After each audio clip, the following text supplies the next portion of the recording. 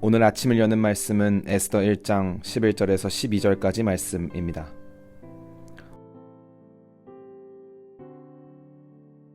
왕후 와스디를 청하여 왕후의 관을 정제하고 왕 앞으로 나오게 하여 그의 아리따움을 뭇 백성과 지방관들에게 보이게 하라 하니 이는 왕후의 용모가 보기에 좋음이라. 그러나 왕후 와스디는 내시가 전하는 왕명을 따르기를 싫어하니 왕이 진노하여 마음속이 불 붙는 듯 하더라. 먼저 에스더서를 정확하게 이해하기 위해선 당시 시대적 배경을 알 필요가 있습니다.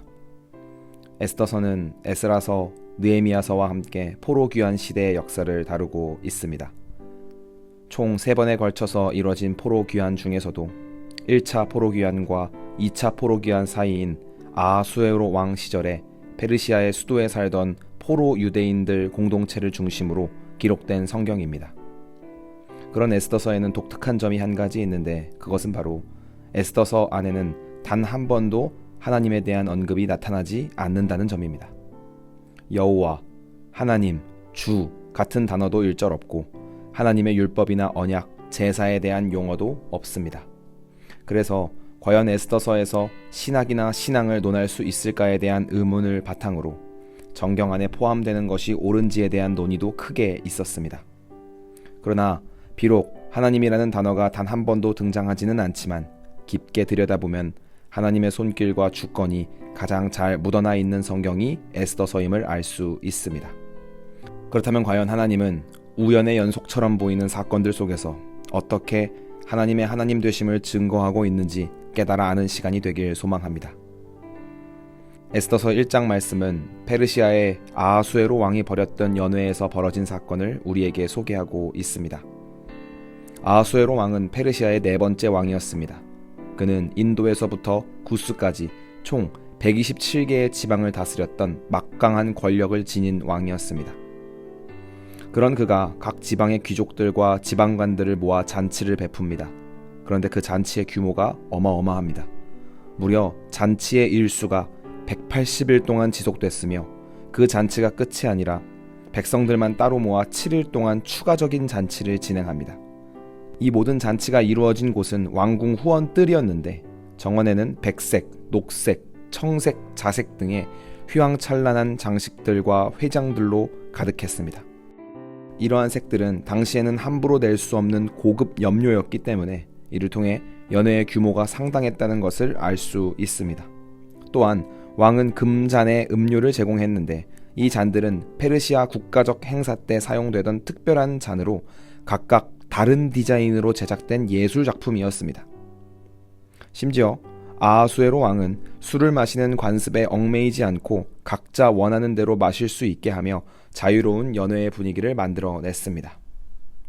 오늘 우리는 아하수에로 왕이 벌인 연회를 통해 당시 시대의 가치관이 과시와 자랑에 있음을 알 수 있습니다.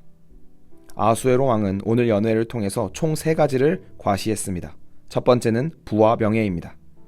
엄청난 기간의 연회와 금잔들을 통해 부와 명예를 자랑했습니다. 두 번째는 관대함입니다.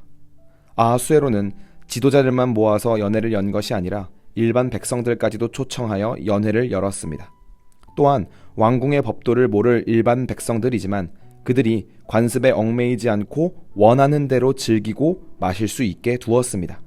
이렇게 자신은 모든 것을 이해한다는 관대함을 보여준 것입니다. 마지막으로 아름다움입니다.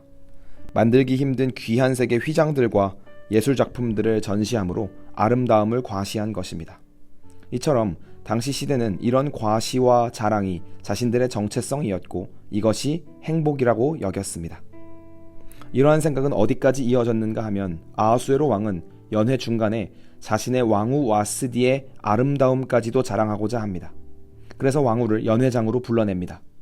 그런데 고대 관습 중에 연회 중 왕후를 부른다는 것은 거의 나체로 나오게끔 요구하는 것이라고 합니다. 즉 아하수에로 왕은 하다 아내의 수치와 부끄러움까지도 무시하며 자신의 부와 명예와 권력과 아름다움을 자랑하는 것입니다. 세상 앞에 자신의 것을 보이는 데에 목숨을 건 아하수에로를 볼 수 있습니다. 그리고 이런 왕의 어처구니 없는 명령을 왕후 와스디는 거절했고 회의 끝에 왕의 명령을 거절한 와스디는 왕후에서 폐위됩니다. 참 아이러니한 상황입니다. 모든 것을 통제하고 다스릴 수 있다고 믿으며 관대함을 자랑하고 과시했던 아하수에로가 자신의 집안에 있는 사람 하나 다스리지 못하며 관대함을 보이지 못한다는 점입니다. 얼마나 헛되고 허망한 것에 자신의 목숨을 걸고 있는지를 보여주는 대목입니다. 이런 우스운 상황을 성경은 우리에게 소개해주고 있습니다. 그리고 그렇게 폐위된 왕후의 자리에 에스더가 들어오면서 이스라엘 백성들을 향한 구원의 역사가 시작됩니다. 오늘 말씀을 통해 중요한 사실을 깨달아야 하겠습니다. 오늘 말씀을 보게 되면 누군가는 우연이라고 치부할 수 있는 내용입니다. 그냥 운이 좋게 마침 폐위된 왕후의 자리에 에스더가 들어가게 됐다고 이야기할 수도 있습니다. 그러나 기독교 신앙 안에서 우연은 없습니다. 오직 하나님의 섭리와 계획만이 존재할 뿐입니다.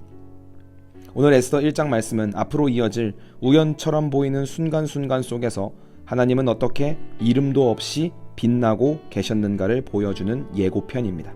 앞으로 진행될 에스더의 이야기를 통해 하나님의 신묘한 손길을 깨닫는 모든 성도님들이 되시길 바랍니다. 이처럼 오늘 우리들의 삶 또한 모든 순간이 하나님의 섭리와 계획 안에 있다는 것을 믿으시길 소망합니다. 하나님이 없는 것 같은 순간에도 그냥 모든 우연히 겹쳐 일어난 사건들도 모두 하나님의 치밀하고 완전한 계획 안에 있으며 하나님의 손길이 녹아 있습니다. 우리 신자들의 역할은 아무리 처참하고 비참한 인생이라고 할지라도 영적인 두 눈을 뜨고 하나님의 일하심과 열심을 발견하는 것입니다. 그때에 하나님은 반드시 우리에게 당신의 손길을 느끼게 해주실 것이며 그로 인하여 세상이 줄 수 없는 평안과 행복을 우리에게 허락하실 것입니다.